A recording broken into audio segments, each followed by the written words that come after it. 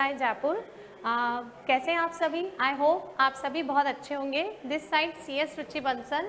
आज मैं आपको सॉल्व कराने वाली हूँ आपके 16 जुलाई को होने वाला CMA फाउंडेशन का बिजनेस लॉ जो नए सिलेबस वाला है, दैट इज योर जून 2022।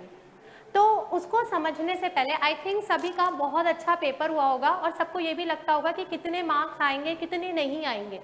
तो आपकी वही क्वेरीज को दूर करने के लिए हम लोग लेके आए हैं। वैसे तो आपका रिजल्ट मोस्टली 10 डेज में आ जाएगा, बट फिर भी आंसर की लेट आएगी आपकी साइट्स पे। CMA इंस्टीट्यूट थोड़ा सा लेट आपका अपडेट करेगा।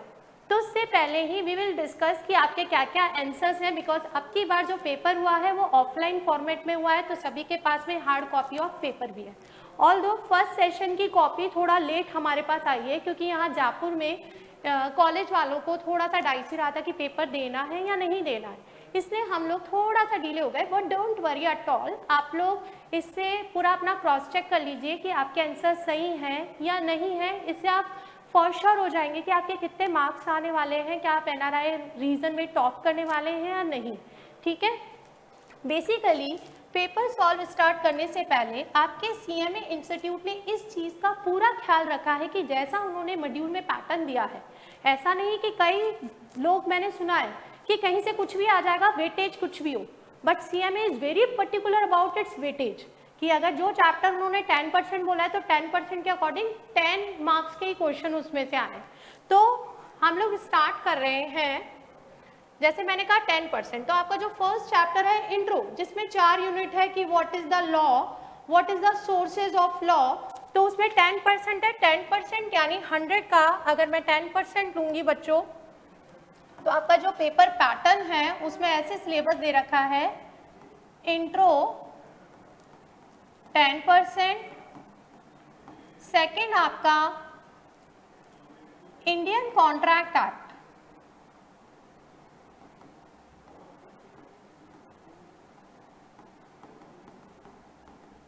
दैट इज 30%, थर्ड है आप लोगों का sales of goods act, that is आपका 20%, एंड फोर्थ है नेगोशिएबल, दैट इज आपका 20%। तो बेसिकली ये सब हमारे टोटल 100 मार्क्स के हैं A पार्ट, और B पार्ट है हमारा कम्युनिकेशन,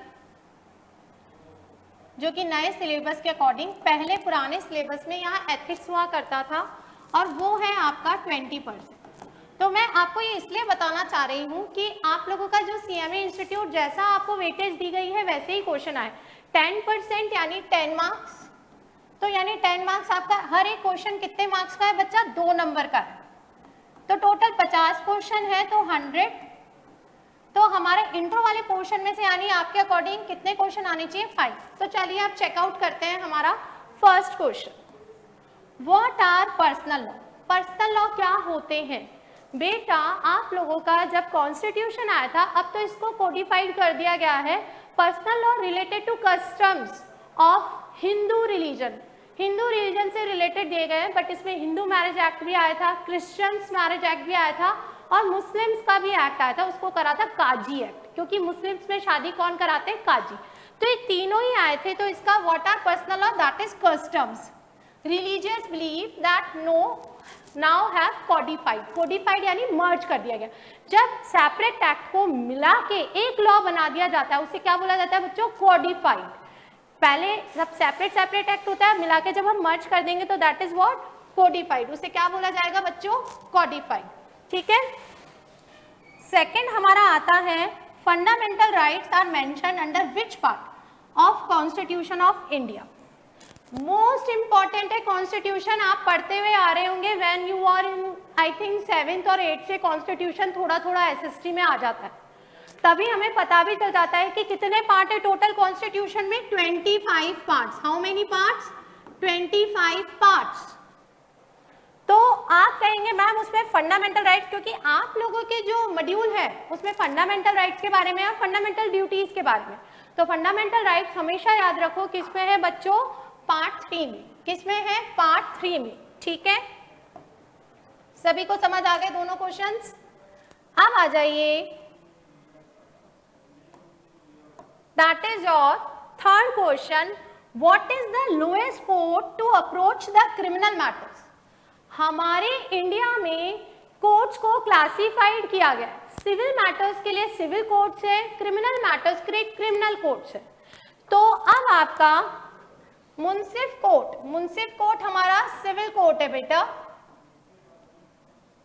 डिस्ट्रिक्ट कोर्ट भी हमारा सिविल कोर्ट है, और सेशन कोर्ट है तो क्रिमिनल कोर्ट, लेकिन जब आपको पता है सेशन कोर्ट के पास पावर होती है आपका 10 साल तक की जेल का, प्लस ये लाइफ इम्प्रिजमेंट भी दे सकता है with the approval of high court. तो ये तो बिल्कुल नहीं हो सकता, बिकॉज वी आर, क्या देखना है हमें, लोएस्ट मतलब सबसे नीचे। तो सबसे नीचे है जुडिशियल मजिस्ट्रेट, इसमें आपका सेकंड क्लास वाला आता है, पूरा नहीं दिया है इसमें क्योंकि judicial magistrate first class, then उसके नीचे होता है सेकंड क्लास। इनको कैसे मैम लोएस्ट आप लोग करते हैं, इनको गिविंग द पावर ऑफ प्रिजनमेंट के अकॉर्डिंग हम क्लासिफाइड करते हैं। Judicial magistrate of second class को पावर होती है मैक्स टू मैक्स 1 साल तक की जेल की सजा या ₹1000 का फाइन का ऑर्डर देना, या दोनों। तो आपके on the basis of giving the punishment हम लोग लोएस्ट और हायर लेवल डिसाइड करते हैं। तो आपका जुडिशियल मजिस्ट्रेट इस अकॉर्डिंग हम लोग ये डिसाइड करेंगे। देखो बेटा, जिन्होंने पढ़ा है उनको ये सब चीजें मैं लिखवाती हूँ, बट आप वो बच्चे हैं जो शायद पढ़े हैं मुझसे या नहीं पढ़े हैं, लेकिन आप लोगों को मैं क्लैरिफाई कर रही हूँ क्योंकि you will be justified with your answer की आंसर क्यों है मैम। ठीक है, चले आगे। अब आता है money bill is introduce in which house of parliament. आपको पता है एक्ट बनने के प्रोसीजर को कभी सुना है? एक्ट बनने से पहले या तो कोई बिल आता है या कोई रिपोर्ट होती है, कमिटी बैठती है। तो बिल जनरली फिर क्या होता है, पार्लियामेंट के 2 हाउसेज होते हैं, एक होता है आपका लोकसभा यानी हाउस ऑफ पीपल, और एक होता है आपका राज्यसभा। तो जब भी कोई बिल आता है ना बच्चा, तो आर्टिकल 107 बोलता है कि वो लोकसभा राज्यसभा दोनों से अप्रूव्ड होगा, देन उसके बाद प्रेसिडेंट उस पे साइन करेगा, तब जाके वो एक एक्ट बनेगा। तो ये एक प्रोसीजर होता है जो हमें फॉलो करना पड़ता है। बट मनी बिल और फाइनेंशियल बिल, इसके लिए हमें यहाँ राज्यसभा की अप्रूवल की जरूरत नहीं है, that is only pass by the council of people, that is your Lok Sabha. Clear हो गया? ये स्पेसिफाइड करा है हमारे आर्टिकल 109 में। Everyone got it? क्लियर हो गया? तो 107 का एक्सेप्शन है 109। Got it? चलो अब आगे। नेक्स्ट आता है Which article of Constitution empower the legislature? Legislatures कौन होते हैं? Do you know who is the legislature? Legislature में आपका खुदा लॉ मेकिंग बॉडी आती है। लॉ मेकिंग बॉडी बेटा, लॉ आपका सेंट्रल गवर्नमेंट भी बनाती है, स्टेट गवर्नमेंट भी बनाती है। तो लेजिस्लेचर को power, central government state government को, आपने कुछ लिस्ट का नाम सुना होगा, union list, state list, concurrent list. तो इसमें हमने पावर दिए हैं यूनियन लिस्ट में सेंट्रल गवर्नमेंट को 92 मैटर्स पे लॉ बनाने का, स्टेट लिस्ट में हमने पावर दिया है 66 मैटर्स पे लॉ बनाने का, एंड कॉन्करेंट लिस्ट में हमने पावर दिया है 48 मैटर्स पे दोनों मिलके लॉ बनाए। ये सारा किस में लिखा गया है बच्चा? आर्टिकल 245। कॉन्स्टिट्यूशन में कुछ भी सेक्शंस में नहीं लिखा, वहां सेक्शंस की जगह क्या लिखा गए हैं बेटा? आर्टिकल्स। क्या लिखे हुए हैं? आर्टिकल्स। चलूं अब आगे। नेक्स्ट आता है, तो देखो बच्चों, मैंने बताया था आपको जो इंट्रो वाला पार्ट है वो 10 नंबर का है। तो देखो 5 क्वेश्चन सीधे सीधे इन्होंने वही पैटर्न फॉलो करा है, कहीं इन्होंने मिक्स मर्ज भी नहीं करा। शुरू के 5 क्वेश्चन, शुरू का first chapter, 10 marks 5 question, 5 multiply by 2 equals to what? 10 marks. तो देखा, दैट इज प्रूव्ड कि जो इंस्टीट्यूट ने वेटेज दी है उसी अकॉर्डिंग इन्होंने पेपर दिया है। अब आ जाइए आप लोग question number 6। What is the difference between a void and a voidable contract? तो मैम ये वॉइड कॉन्ट्रैक्ट क्या होता है? आपने डिफाइन पढ़ी होगी बिल्कुल। What is void contract? A contract which ceases to be enforceable by law. becomes void when it cease to be enforceable, यानी जो शुरू में वैलिड था बट बाद में कुछ ऐसे सर्कमस्टेंसेज या इवेंट आए जिससे आप ये एनफोर्सेबल बाय लॉ नहीं रहा। And what is voidable? Voidable contract आपका, इसकी डेफिनेशन क्या है? Contract which is enforceable by law at the option of one or more parties, not at the option of others.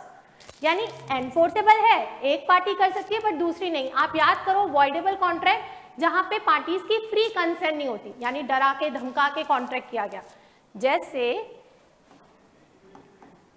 ए ने बी को बोला क्या तू मेरी कार खरीदेगा 5 लाख में। अब कार क्या थी? डब्बा थी, ना टायर्स थे, ना सीट थी, आगे की बोनेट सब टूटी पड़ी, सब कुछ, और बोलता है 5 लाख में। बी लेगा क्या? नहीं, ऑब्वियसली मना करेगा। तो एक गन पॉइंट दिखाता है, ले रहा है या शूट करूं? तो बी डर गया, भैया जान ज्यादा बड़ी है या पैसे? तो उसने यस बोल दिया। बट क्या यहाँ पे इसकी फ्री कंसेंट है? नहीं, this consent is under coercion. तो यहाँ पे एक बार तो इसने यस बोल दिया, लेकिन बाद में बी ए के ऊपर केस फाइल करके बोल सकता है कि यहाँ मेरी फ्री कंसेंट नहीं है, यानी वो इसे वॉइड करा सकता है। तो वॉइड कॉन्ट्रैक्ट में तो कोई भी केस फाइल नहीं कर सकता। जैसे वॉइड कॉन्ट्रैक्ट में एग्जांपल मैं देती हूँ कि ए ने बी के साथ ये कार का कॉन्ट्रैक्ट हुआ है 5 लाख का, पर बिफोर डिलीवरी अगर कार जल जाती है, यानी डिस्ट्रैक्ट हो जाती है, खत्म हो जाती है, तो जिस चीज के लिए कॉन्ट्रैक्ट करा है वो चीज ही खत्म हो गई, तो कॉन्ट्रैक्ट क्या बन गया? वॉइड। यानी करते वक्त तो कार सही थी, तो वैलिड कॉन्ट्रैक्ट, शुरू में वैलिड है, बट ड्यू टू या तो आपका सब्जेक्ट मैटर खत्म हो गया है, या गवर्नमेंट ने नोटिफिकेशन निकाला कि अब किसी को सेकंड हैंड कार नहीं देनी, यानी due to change in law, या ऐसा कुछ हो गया, सुपरवेनिंग इम्पॉसिबिलिटी जिसे बोला जाता है, subsequent impossibility to performance the contract, तो वो कॉन्ट्रैक्ट क्या बन जाते हैं बेटा? Void contract. तो वॉइड कॉन्ट्रैक्ट तो एनफोर्सेबल बाय लॉ होते ही नहीं है, बट वॉइडेबल कॉन्ट्रैक्ट जिसे डराया गया है, धमकाया गया है, वो तो एनफोर्स। एनफोर्स का मतलब क्या होता है बच्चों? Filing of case in the court of law, कि कोर्ट में केस फाइल किया जा सकता है या नहीं। तो यहाँ पे एक पार्टी केस फाइल कर सकती है पर दूसरी नहीं कर सकती। क्लियर? तो आपका अब ये बोल रहे हैं what is the difference between both of them. पहला ऑप्शन क्या कह रहा है? Avoid contract is illegal. नहीं नहीं नहीं, इलीगल होता तो शुरू से ही 0 होता। whereas avoidable contract is legal, legal है इलीगल है, यहाँ तो फ्री कंसेंट नहीं होती है, तो ये वैलिड डिफरेंस नहीं है। Avoid contract is valid but becomes void at the later stage, whereas avoidable contract is void from the beginning. नहीं, वॉइडेबल कॉन्ट्रैक्ट वैलिड होता है जब तक वो केस फाइल नहीं करेगा। जब तक ये केस फाइल नहीं करेगा, कोर्ट को थोड़े पता है कि इसको डराया धमकाया गया है, राइट? तो avoid contract is not enforceable by law, कि हम उसके लिए केस फाइल नहीं कर सकते, whereas avoidable contract is enforceable. एक पार्टी केस फाइल कर सकती है ना। Void contract is not enforceable, यानी वॉइड कॉन्ट्रैक्ट के लिए केस फाइल नहीं किया जा सकता। जैसे कार जल गई है, अब कैसे केस फाइल किया जाएगा? लेकिन वॉइडेबल कॉन्ट्रैक्ट में एक पार्टी जो अग्रीव्ड है, पीड़ित है, वो केस फाइल कर सकती है। क्लियर? अब आ जाइए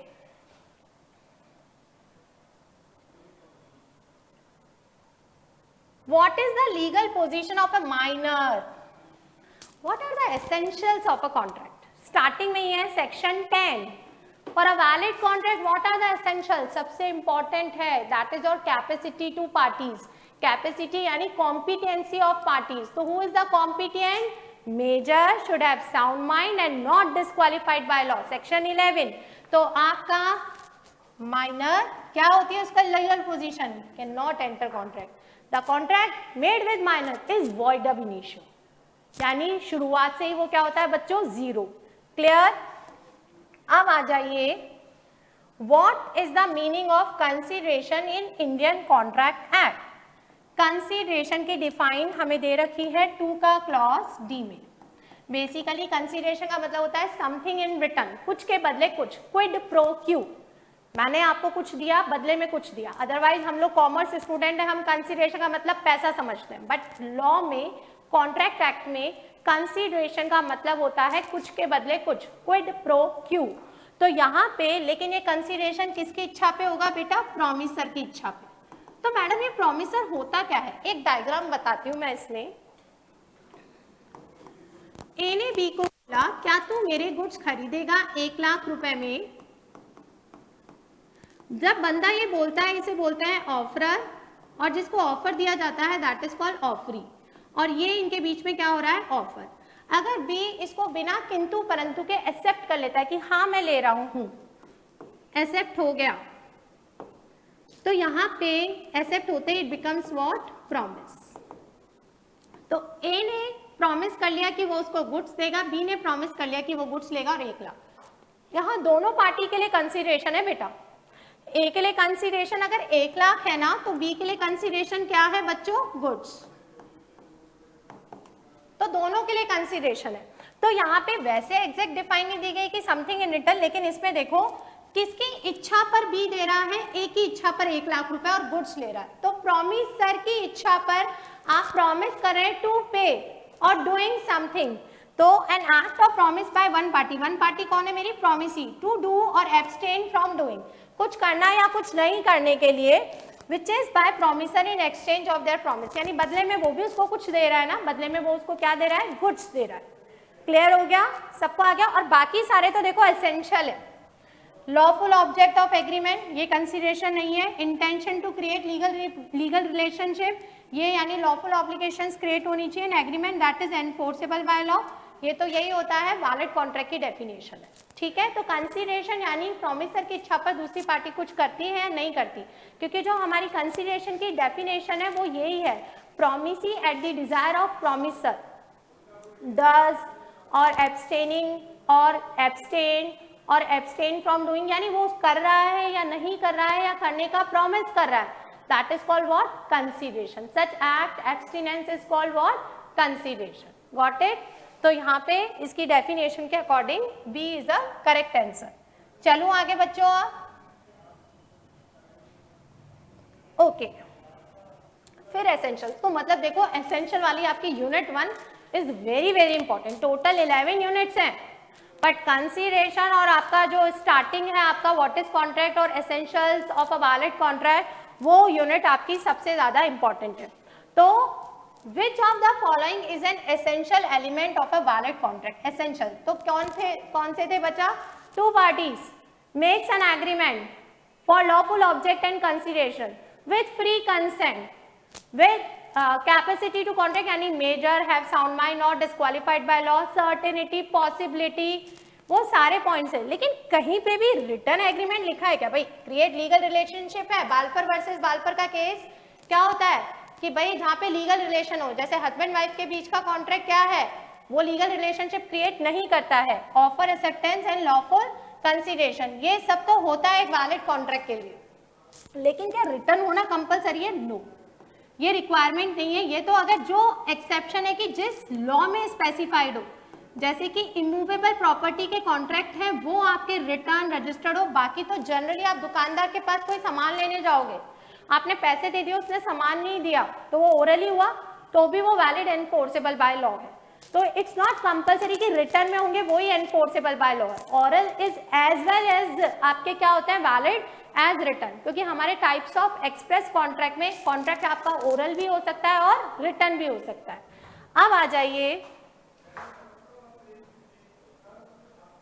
in which of the following situation can agreement be considered as void under the Indian contract act. Void यानी which is not enforceable by law, यानी वॉइड कॉन्ट्रैक्ट मतलब क्या होता है बेटा, which is not enforceable by law. तो देखो sound mind तो होना ही चाहिए और फ्री कंसेंट भी होना चाहिए। When the agreement is made with इनएडिक्वेट, consideration के लीगल रूल्स में है, अगर ए ने बी को कहा कि क्या तू मेरी कार लेगा और बदले में अपनी बाइक देगा, तो अगर बी, मान लो कार 10 लाख की है और कार 1 लाख की है, तो ए अपनी मर्जी से कह रहा है कि क्या मेरी कार लेगा और बाइक देगा, मुझे तेरी बाइक बहुत पसंद है। तो यहाँ पे बी तो ऑब्वियसली मना नहीं करेगा, भाई उसे कार मिल रही है बाइक की जगह। तो अगर फ्री कंसेंट है दोनों पार्टीज की तो ये वैलिड है। तो इनएडिक्वेट कंसीडरेशन चलेगा, ओके, वैलिड कॉन्ट्रैक्ट है अगर पार्टीज की कंसेंट कैसी है बच्चों, फ्री। बस आपका वैल्यू होना चाहिए आइज ऑफ द लॉ, यानी 1 लाख 10 लाख। अगर कोई प्रॉपर्टी पे स्टे लगा है, डिस्प्यूटेड है, तो वो वैलिड कंसीडरेशन नहीं होता है। When the parties to an agreement are relative, रिश्तेदार है तो भी आपस में कंसीडरेशन दो आप लोग, ठीक है। लेकिन अगर आपका बाय पोर्शन है डरा के धमका के, क्योंकि हमारे एसेंशियल्स का एक पॉइंट है फ्री कंसेंट, कैसा है बेटा, फ्री कंसेंट, तो यहाँ पे भी एसेंशियल से ही रिलेटेड है, क्योंकि वॉइड कॉन्ट्रैक्ट वो होता है जिसमें से एसेंशियल्स के कोई पॉइंट ना हो, तो जब फ्री कंसेंट वाला पोर्शन से अगर कोई कॉन्ट्रैक्ट है तो कॉन्ट्रैक्ट कैसा हो गया बेटा, वॉइड। क्लियर, चलूं अब आगे। नेक्स्ट आता है an agreement which is enforceable by law at the option of others. अगर यहाँ पे घुमा के क्वेश्चन दे दिया गया, वॉइडेबल कॉन्ट्रैक्ट की डिफाइन है a contract which is enforceable by law at the option of one or more parties not by the others, तो यहाँ नॉट नहीं है, तो यानी जब अदर भी केस फाइल कर सकते हैं और हम तो कर ही सकते हैं, तो वो नॉर्मल कॉन्ट्रैक्ट हुआ। बच्चों को घुमाने के लिए कई बच्चों ने इधर वॉइडेबल करा होगा, बट वॉइडेबल की डिफाइन क्या है, contract enforceable at the option of one or more parties not others, that's why इसका आंसर क्या होगा, एक नॉर्मल कॉन्ट्रैक्ट। ठीक है बच्चों, अब आ जाइए, in order to convert proposal into promise the acceptance must be, acceptance कैसी होनी चाहिए बेटा आप लोगों की, बी कम्युनिकेबल यानी कम्युनिकेटेड होनी चाहिए। आप अपने मन में ही एक्सेप्टेंस कर रहे हो, हाँ यार ले लूंगा, वो वैलिड एक्सेप्टेंस नहीं, कम्युनिकेटेड होनी चाहिए।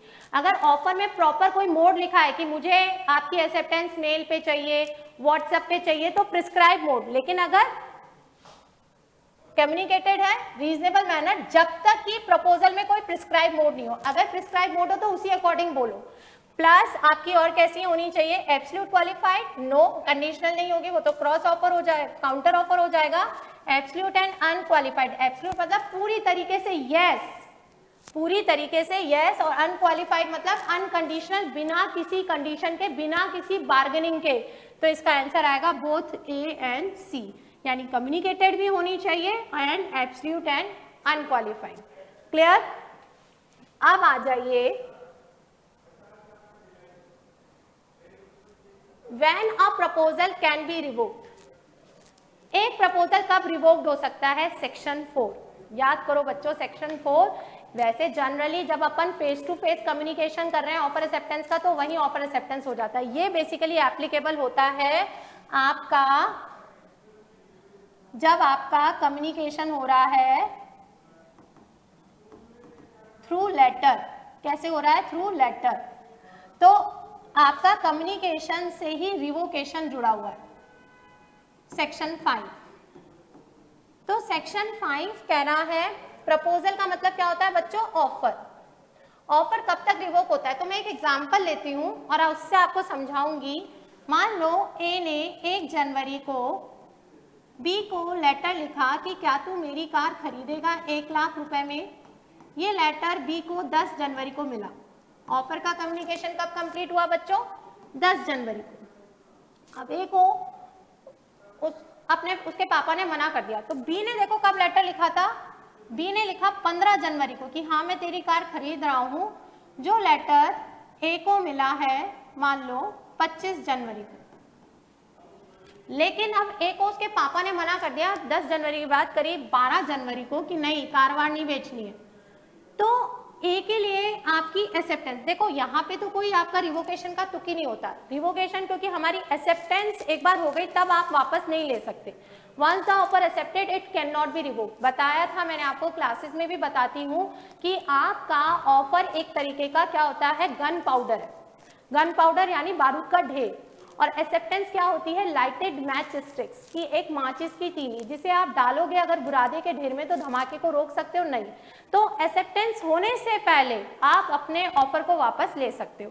तो बेटा बी कब लेटर पोस्ट कर रहा है, 15 जनवरी को, तो इस दिन ही ए के लिए चाहे उसको लेटर मिल रहा है 25 जनवरी को, इसके लिए कब कम्युनिकेशन कंप्लीट हो जाता है, when offeree put the letter into the course of transmission, यानी उसने भेजने वाले रास्ते के लिए रवाना कर दिया।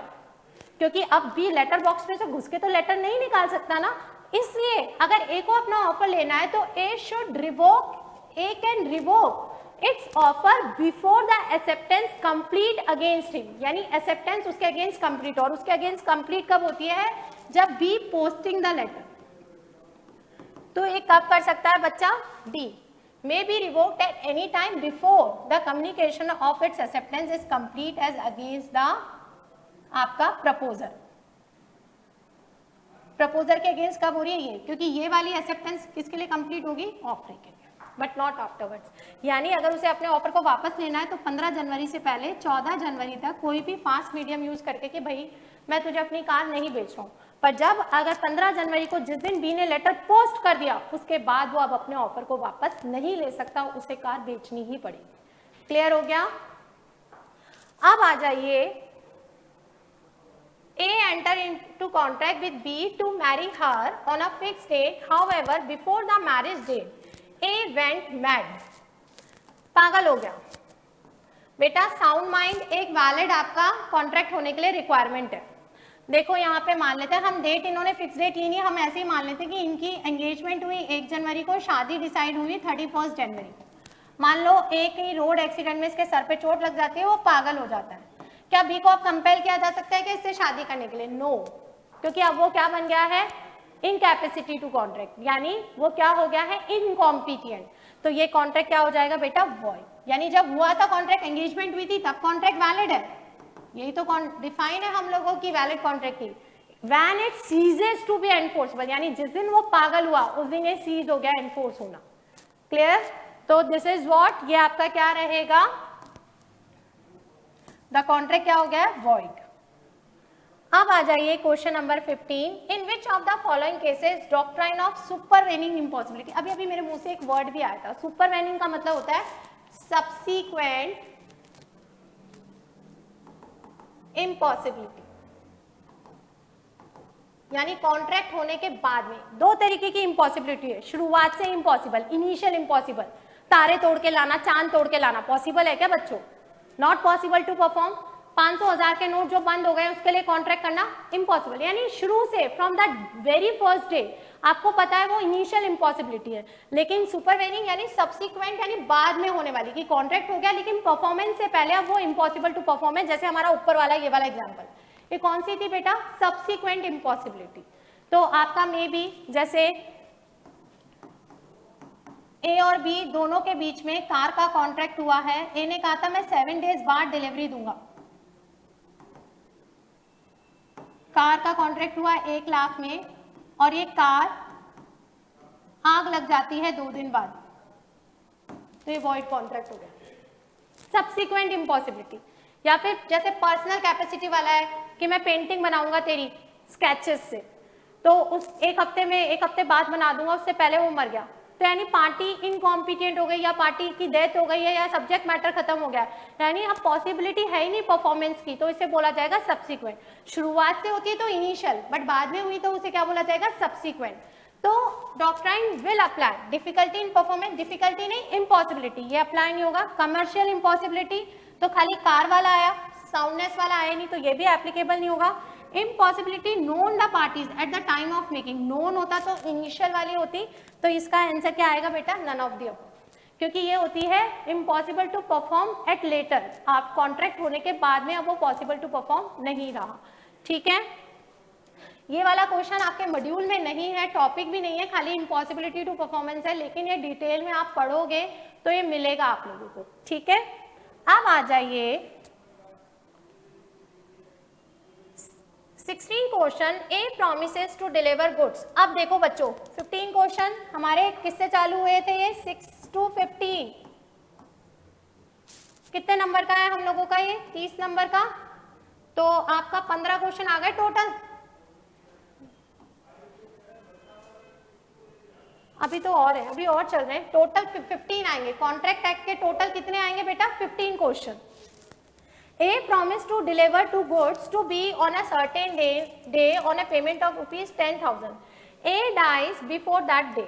यानी बेटा ये देखो गुड्स से रिलेटेड कॉन्ट्रैक्ट है, मैंने अभी अभी बताया स्केच करना, जैसे मैं पढ़ा रही हूँ तो ये मेरी पर्सनल स्किल्स वाला है, अगर मैं पढ़ाने से पहले मेरी डेथ हो जाती है तो मेरा सन आके से नहीं कर सकता, लेकिन गुड्स से रिलेटेड कॉन्ट्रैक्ट है जिसे मैंने परफॉर्म करने के लिए बोला था 7 डेज बाद, और कोई कंडीशन नहीं है हमारे बीच में कि परफॉर्म सिर्फ पार्टीज को ही करना है, उस केस में ये कॉन्ट्रैक्ट एनफोर्स करवाया जा सकता है against the A's representative are bound to deliver the goods to B and B is bound to pay ₹10,000 to as representative.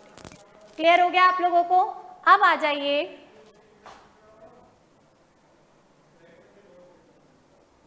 When a person positively asserts यानी confirm कर रहा है positively an absolute and explicit statement facts that a fact is true though he has no reliable source to form his opinion but he believe it to be true. This is an example of बेटा misrepresent. देखो intentionally झूठ बोल रहे हैं तो वो fraud है, but यहाँ पे ही बिलीव टू बी ट्रू, जिसे उसे लगता है वो सच है. तो मिसरिप्रेजेंटेशन के दो टाइप होते हैं, एक अनवारंटेड स्टेटमेंट और एक होती है ब्रीच ऑफ ड्यूटी. ये आपकी डिफाइन है अनवारंटेड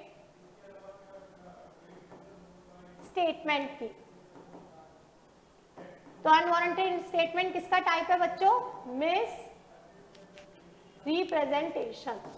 ओके, अब आ जाइए, which of the following acts does not create any quasi contract obligation.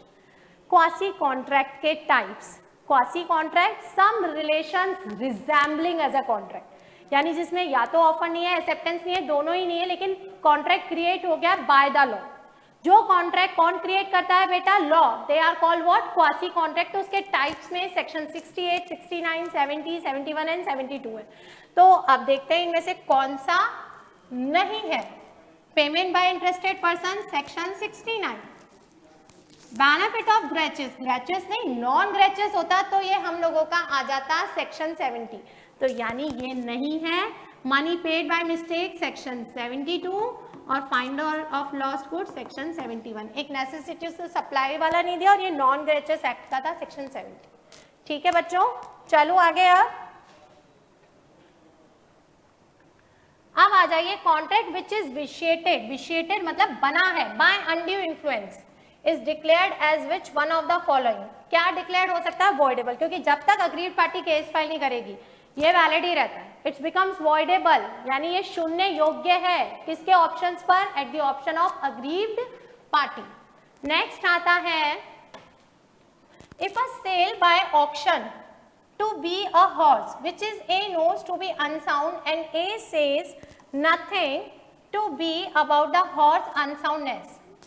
क्या चुप रहना फ्रॉड है? No, silence is not a fraud. कुछ इसका एक्सेप्शन है, when there is a duty to speak and where there is a silence is equivalent to speech. लेकिन इन दोनों में ही अगर फिड्यूसरी रिलेशन हो, इंश्योरेंस कंपनी, मैरिज सेटलमेंट वाले कॉन्ट्रैक्ट होते हैं, उसमें आपका होता है ड्यूटी टू स्पीक. लेकिन कमर्शियल में चला के कोई दुकानदार अपने दुकान के डिफेक्ट्स नहीं बताता. सेल ऑफ गुड्स पे केविएट एम्पटर में भी पढ़ा है हमने वॉर्ड वर्सेस हॉब्स के केस पे कि सेलर आगे चल के कभी भी कुछ अपने गुड्स की कमी नहीं बताएगा. आपकी ड्यूटी है कि यू हैव टू चेक कि कैसे हैं वो गुड्स और पूछ लो उस टाइम कि ये सही तो है ना. अगर आप चुप हो तो मैं समझूंगा ये ओके, देन वो फ्रॉड आ जाएगा. तो चुप रहना इज नॉट अ फ्रॉड. तो this amount not a fraud, ये फ्रॉड नहीं होगा. क्लियर? अब आ जाइए, तो बेटा देखो हो गए हमारे 20 तक. 6 से चालू हुए 20, टोटल 15 क्वेश्चन, मल्टीप्लाई बाय 2 30 हो गया हमारा इंडियन कॉन्ट्रैक्ट एक्ट. अब आएंगे हम लोग सेल्स ऑफ गुड्स एक्ट पे. चले बच्चा, sales of goods act is defined goods section 2 का clause 7. Sale of goods act will include what? Every kind of movable property other than money and actionable claims, but includes growing crops, grass, things attached to and forming part of land which are agreed to severed before or under the contract of sale. तो देख लो मैंने आपको पूरी definition, इसमें stock and shares include होगा, growing crops which are agreed served है, ये मतलब दे रहे हैं, तोड़ के दे रहे हैं, साथ में लैंड नहीं देंगे. ठीक है, बट एक्शनेबल क्लेम नहीं, क्योंकि मनी एंड एक्शनेबल क्लेम दोनों इस डेफिनेशन में नहीं आते हैं. क्लियर? अब आ जाइए, A delivered a horse to B on the condition of sale or return within 10 days. Sales of goods act में अगर आपने ऑनरशिप इस कंडीशन पे कि तू 10 दिन पहले लेके देख ले भैया, अगर सही आए तो वापस कर देना. तो इसने इसको हॉर्स दिया है, 10 डेज में चेक कर ले. हॉर्स मर गया 5 दिन. बेटा ऑनरशिप कब पास होती? हमने सेक्शन 24 पढ़ा है. अगर इस बेसिस पे होता या तो वो अप्रूवल दे दे, या टाइम पीरियड लैप्स हो जाए, या वो अडॉप्ट कर ले, यानी उसको पहन ले या आगे सेल कर दे, प्लेज कर दे, तो ये ऑनरशिप होती है. बट ये ऑटोमेटिक मर गया, कुछ नहीं हुआ, तो who will bear this loss? Following is the correct solution, the loss would fall on the buyer, no, क्योंकि ऑनरशिप पास ही नहीं हुई है. The loss will be fall on the seller, क्योंकि property in goods has not pass, क्योंकि अभी तक ownership पास नहीं हुई. क्लियर हो गया बच्चों? एज पर sale of goods there are dash mode of delivery 3, actual या physical delivery, constructive delivery, symbolic delivery. ठीक है. A contract of sale made by the unsound mind is void contract. बेटा सेल्स ऑफ गुड्स एक्ट आया ही Indian contract act से. जब शुरू में Indian contract act आया था तो सेल्स ऑफ गुड्स उसी का पार्ट था. तो सारे एसेंशियल्स आपके कॉन्ट्रैक्ट एक्ट के सेल्स ऑफ गुड्स एक्ट में भी लगेंगे. तो इंडियन कॉन्ट्रैक्ट एक्ट में एसेंशियल है ना, पार्टी शुड बी कॉम्पिटेंट. तो यहाँ पे भी अगर कौन है आपका अनसाउंड माइंड के साथ कॉन्ट्रैक्ट कर रहे हो तो कॉन्ट्रैक्ट कैसा हो जाएगा? वॉइड. अब आ जाइए, in a contract of sale there must be transfer general property. Ma'am ये जनरल प्रॉपर्टी क्या होती है? बेटा जनरल प्रॉपर्टी वो होती है जिसपे आपकी एब्सल्यूट ऑनरशिप है. तो मैम एब्सल्यूट ऑनरशिप नहीं तो फिर ये स्पेशल प्रॉपर्टी क्या होती है? स्पेशल प्रॉपर्टी जैसे मान लो ए ने बी को ज्वेलरी प्लेज करी है 6 महीने के लिए 2 लाख रुपए में, क्या बी इस ज्वेलरी को 6 महीने से पहले सेल कर सकता है क्या? नहीं. ये क्या है? स्पेशल, क्योंकि ए का चार्ज है इसका 6 महीने तक. अगर 6 महीने में ए पैसे नहीं चुकाता है तो भी बी एक बार एनओसी देगा, तुम नहीं दे रहा है अब मैं बेचूंगा इसको, तब इसके पास एब्सोल्यूट ऑनरशिप आएगी. तो सेल्स ऑफ गुड्स एक्ट में आप उसी गुड्स को बेच सकते हो जो को क्या है? जनरल प्रॉपर्टी, यानी जिसपे आपकी क्या है? Absolute ownership. अब आ जाइए,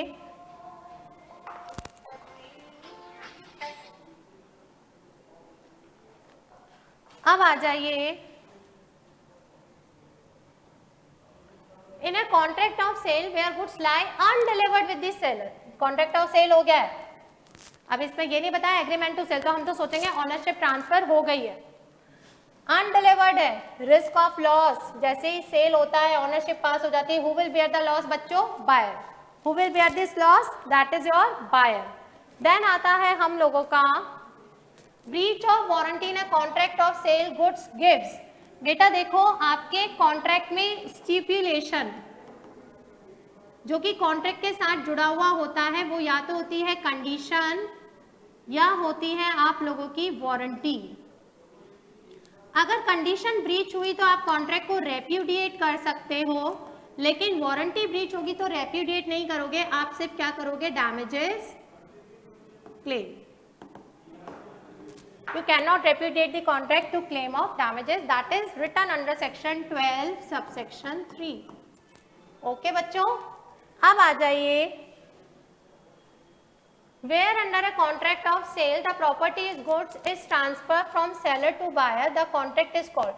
अगर यहाँ लिखा होता ऑन फ्यूचर डेट और on fulfilment of some condition तो एग्रीमेंट टू सेल होता, लेकिन ट्रांसफर्ड है यानी इमीडिएटली ऑनरशिप ट्रांसफर हो रही है तो इसे क्या बोला जाएगा बच्चों? सेल.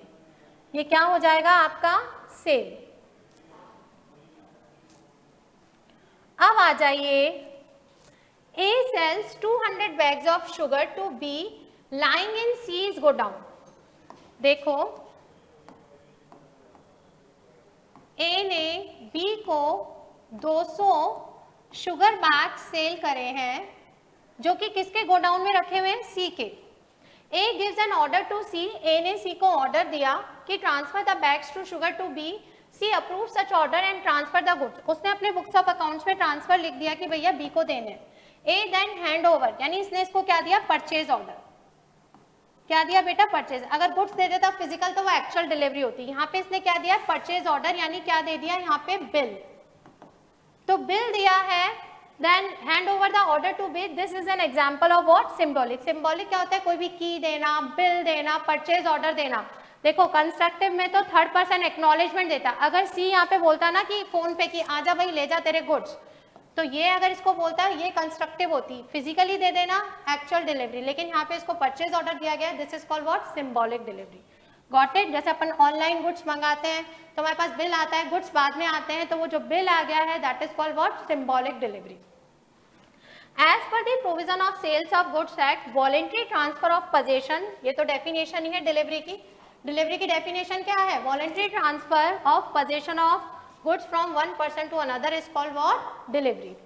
देन आता है which of the following presumption. अब ये देखो हमारे यहाँ तक हो गए। नेगोशिएबल इंस्ट्रूमेंट कितने मार्क्स का था बेटा? 20%। 20% यानी आपके 10 क्वेश्चन टोटल हो गए, 20 तक थे। ये हमारे सेल्स ऑफ गुड्स एक्ट आ गया। अब हम लोगों का आता है आप लोगों का which of the following presumption is incorrect for the. Presumption हमारी सेक्शन 118 में दे रखी है। Is incorrect. Every negotiable instrument is made and drawn for consideration. Consideration के लिए बनाई जाएगी। Every negotiable instrument bearing a date made and drawn on that date, यानी जो लिखा है वो माना जाता है उस दिन पे बनाया गया है। ये प्रेजेंटेशन गलत है क्योंकि ये हमारे ड्यूली स्टैम्प्ड होनी चाहिए। आप कहेंगे मैम चेक तो स्टैम्प नहीं होता, गवर्नमेंट जो चेक इशू करती है वो स्टैम्प्ड होता है। तो जो भी खोए प्रॉमिसरी नोट और बिल ऑफ एक्सचेंज है दैट मस्ट बी स्टैम्प, क्योंकि जब अगर खो जाते हैं हम एफआईआर लिखवाने जाएंगे तो हम जिससे हमने स्टैम्प पेपर लिया है उससे हम प्रूफ और आइडेंटिटी प्रूव्ड करवा सकते हैं। ठीक है, अब आ जाइए identity which is correct characteristics of A promissory note which is incorrect, यानी क्या गलत है? टू पार्टीज होती है, क्या एक्सेप्टेंस होता है? ये तो बिल ऑफ एक्सचेंज में होता है ना, प्रॉमिसरी नोट में तो यही गलत है। Notice of dishonour promissory note में जरूरी नहीं होता, बिल ऑफ एक्सचेंज में जरूरी होता है। Grace period is available is payable, ये भी सही है। अगर पेबल आफ्टर स्पेसिफाइड टाइम है तो ग्रेस पीरियड 3 डेज का मिलता है। ठीक है। एन इंस्ट्रूमेंट इज इनकम्प्लीट, यानी अधूरा है, एक पार्टी ने साइन करा दूसरे ने नहीं करा। कोई भी टेक्निकल मिस्टेक उसको क्या बोलते हैं बेटा? Inchoate instrument. उसे क्या बोलते हैं? ये क्लासिफिकेशन ऑफ नेगोशिएबल इंस्ट्रूमेंट के टाइप्स है। नेक्स्ट आता है instrument entitle to period of graces. देखो बेटा ग्रेस पीरियड मिलता है, सेक्शन 23 में बताया है, जिसको क्या है आपका मैच्योरिटी पीरियड के बाद में 24 to 25 में बताया गया है। Every negotiable instrument which is payable other than payable on demand. Payable on demand नहीं, चेक हमेशा क्या होता है बच्चों? Payable on demand. और बिल ऑफ नोट जिसपे लिखा है पेबल ऑन डिमांड और जिसपे कोई टाइम नहीं है वो deemed to payable on demand होता है। तो फिर ग्रेस पीरियड किसको मिलेगा? Which is payable after sight, क्योंकि इसके बाद आपको 3 डेज का ग्रेस पीरियड मिलेगा पेबल आफ्टर साइट देखने के बाद। ठीक है, अब आता है negotiable instrument means a promissory note, bill of exchange और चेक। पेबल सेक्शन 13 में डिफाइन दे रखी है, which is payable either bearer और ऑर्डर। बेयरर का मतलब पजेसर, जिसके पोजेशन में है, और ऑर्डर यानी हमने पेई को आगे इसको एंडोर्समेंट करने का पावर दिया, तो एंडोर्स हुआ है फिर ये ट्रांसफर हुआ। ठीक है, अब आ जाइए the nature of promissory note. Promissory note का नेचर कैसा होता है बेटा? इट कंटेन अनकंडीशनल, ऑर्डर बिल्कुल नहीं होगा क्योंकि ये क्या होता है बेटा? Promise. It drawn specified banker, banker को हम चेक लिखते हैं, तो it contains unconditional promise by maker to pay the pay, यानी unconditional promise by maker to pay payee. This is your what? Promissory note की डेफिनेशन ही दे रखी है सेक्शन 4 में।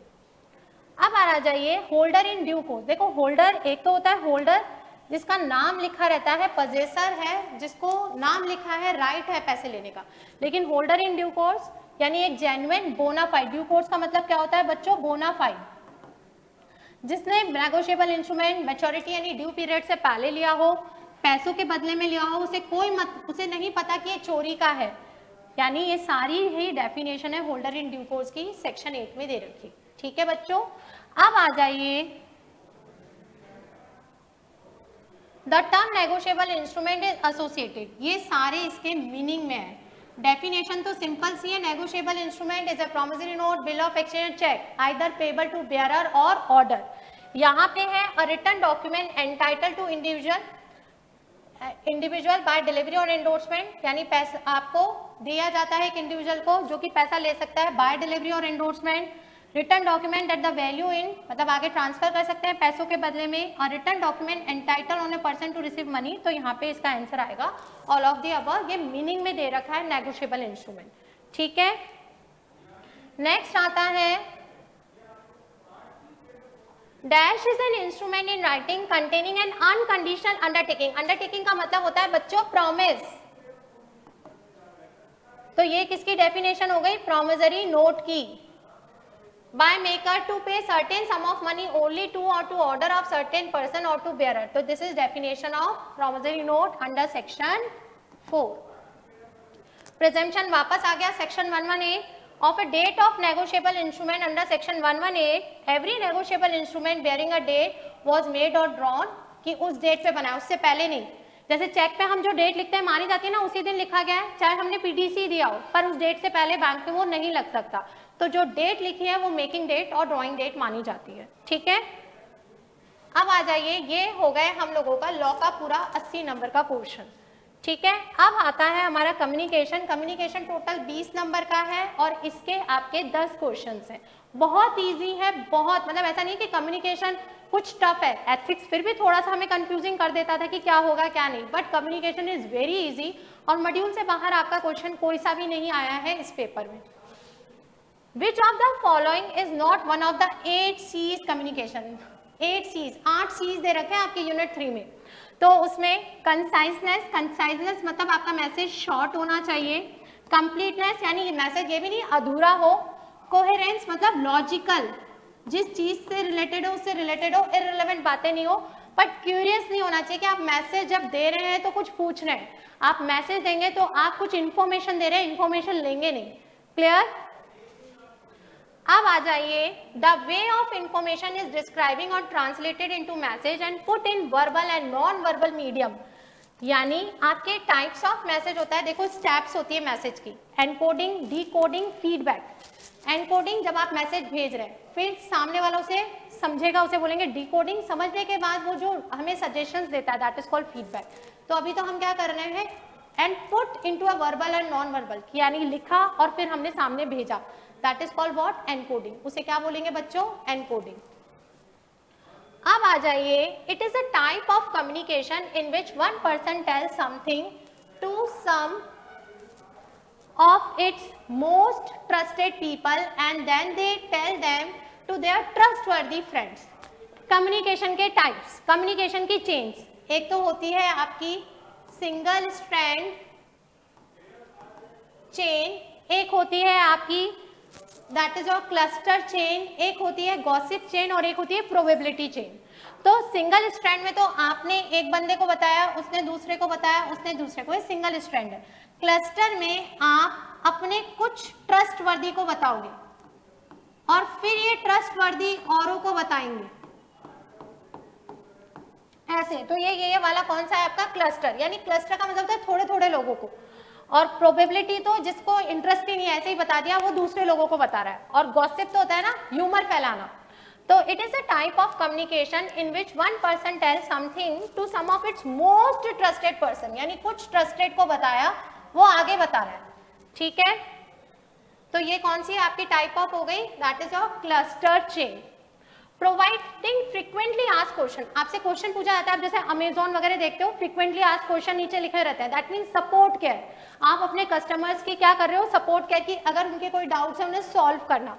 तो to customer result in one of the following benefit of internet communication most appropriately, that is your support care. उसे क्या बोला जाएगा बच्चों, सपोर्ट केयर. उसे क्या बोला जाएगा, सपोर्ट केयर. ठीक है, अब आ जाइए, which of the following is not correct way for an employee to exhibit business etiquette in workplace. अभी हम लोगों का यूनिट 6 में है एटिकेट्स. क्या क्या एटिकेट्स है कि एम्प्लॉय को शो करने चाहिए, how to dress yourself, how to speak yourself, integrity, honesty, ये सारे, अकाउंटेबल. तो ये सारे ही हैं उसमें. कमिटमेंट यानी जो आपको काम दिया गया उसे कंप्लीट करो. अकाउंटेबिलिटी यानी आपको काउंटेबल किया जाएगा जो काम दिया गया आपने किया या नहीं. इंटीग्रिटी यानी क्वालिटी ऑफ ऑनेस्टी. तो ये आपका ये बोला जा रहा है is not a correct way. तो ये सारे ही करेक्ट वे हैं भाई. तो आंसर क्या आएगा, नन ऑफ द अबव. क्या आएगा, none of the above. Horizontal communication. Communication mostly आपकी एक तो होती है हॉरिजेंटल और एक होती है वर्टिकल. वर्टिकल में डाउनवर्ड एंड अपवर्ड है और हॉरिजेंटल होती है सेम लेवल. सेम लेवल, इसे लेटरल कम्युनिकेशन भी बोला जाता है. यानी जब सारे मैनेजर आपस में कम्युनिकेशन कर रहे हैं या फिर सारे नीचे लेवल वाले यूनियन आपस में बात कर रहे हैं, इसे बोला जाता है. यानी सेम लेवल के एम्प्लॉय जब बात करेंगे उसे बोला जाता है आपका हॉरिजेंटल। वर्टिकल में आपका अपवर्ड से डाउनवर्ड भी हो सकता है, डाउनवर्ड से अपवर्ड, यानी एम्प्लॉय अपने सीनियर से बोल रहा है या सीनियर अपने नीचे वाली रैंक से बोल रहा है, वो होती है वर्टिकल कम्युनिकेशन। तो हॉरिजेंटल यानी employ with the same status. अब आता है अब फॉर्मल ग्रीटिंग। ये तो बचपन में ही आपको फॉर्मल लेटर सिखाया होगा, अपने सिलेबस में भी है। तो ग्रीटिंग चालू होती है उसे क्या बोलते हैं भाई, ऊपर तो पहले सेंडर एड्रेस क्या लिखते हैं हम लोग, ठीक है। तो आप लोग क्या करोगे, सेंडर एड्रेस, फिर रिसीवर एड्रेस, फिर सब्जेक्ट लिखते हो, फिर उसके बाद ग्रीटिंग। ग्रीटिंग का क्या होगा, सैल्यूटेशन, उसे क्या बोलते हैं बच्चा, सैल्यूटेशन। फिर बॉडी ऑफ मैसेज लिखते हैं, देन बाद में हम कंक्लूजन करते हैं रिगार्ड्स करके, ठीक है। Types of business letter, quotation, जब आप कोई क्वेरी लेते हैं यानी ऑफर लेटर, ऑर्डर लेटर यानी आप लोग ऑफर दे रहे हैं रिकवरी पैसों के लिए। तो ये सारे ही आपके टाइप्स ऑफ बिजनेस लेटर्स हैं। Business communication uses provide birds view. Birds view मतलब देख सकते हैं, चिड़िया बोल सकती है कि चिड़िया देख सकती है, तो देखने वाली चीज आप खुद ही दिखाइए। ग्रुप डिस्कशन देख सकते हैं, यहाँ पे कुछ देखने को हमें कुछ मिलेगा, नो, ये ओरल है, स्पीच भी ओरल है, डिबेट भी ओरल है। तो प्रेजेंटेशन, प्रेजेंटेशन आपकी कई टाइप की हो सकती है, आपके चार्ट फॉर्मेट में भी हो सकती है, आपकी कलर कोडिंग भी हो सकती है, टेबुलर फॉर्म में भी हो सकती है। तो कौन सा आपका बर्ड व्यू देगा, that is your presentation. And last but not least, that is your barriers. Excessive use of technical jargons and double meaning of words, what type of communication barrier? तो आपकी देखो साइकोलॉजिकल, आपके दिमाग में कुछ और चल रहा है, उसके दिमाग में कुछ और चल रहा है। फिजिकल बैरियर, टाइम हो सकता है, प्लेस हो सकता है, मशीनरी खराब हो गई है, ये फिजिकल बैरियर है। और सेमेटिक बैरियर होती है ड्यूअल मीनिंग। ड्यूअल मीनिंग जैसे कि मैंने बोला आप लोगों को राइट, अब आप राइट में राइट भी ले सकते हैं या राइट भी ले सकते हैं, राइट। कई थॉट्स होती है कि our manager sit on the pins. Pins का मतलब क्या, पिनों पे बैठता है, no no, that is a quotation, यानी वो बहुत क्या है, नर्वस है, कई बार घबराए हुए होते हैं। तो मीनिंग, ड्यूअल मीनिंग निकाल सकते हैं। तो इसे बोला जाता है बेटा आपका सेमेटिक बैरियर। कि कई तो होते हैं हमें तो स्ट्रेट अवे बोला करो, हमें घुमा घुमा के मत बोला करो। तो कौन सी बैरियर हो गई बेटा, सेमेटिक बैरियर। तो आई थिंक मैंने आपको कोशिश करी है, आप लोगों को हेल्प की है कि आप लोग अपना देख सके कि आप लोगों के कितने नंबर गेन हुए हैं। अगर कोई भी डाउट है तो आप पूछ भी सकते हैं कमेंट्स के थ्रू, एंड आगे अपने दोस्तों को इसके बारे में भी बताइए और VSI जयपुर को ज्वाइन करवाइए। तो आपके हमारे यूट्यूब चैनल को लाइक, शेयर एंड सब्सक्राइब करिए VSI को, और हमारे टेलीग्राम ग्रुप में भी आप लोग जुड़ सकते हैं। VSI आप लोगों के लिए हमेशा अवेलेबल रहेगा, आप लोगों को कोई भी डाउट्स हो आपको सॉल्व करेगा। Thank you very much.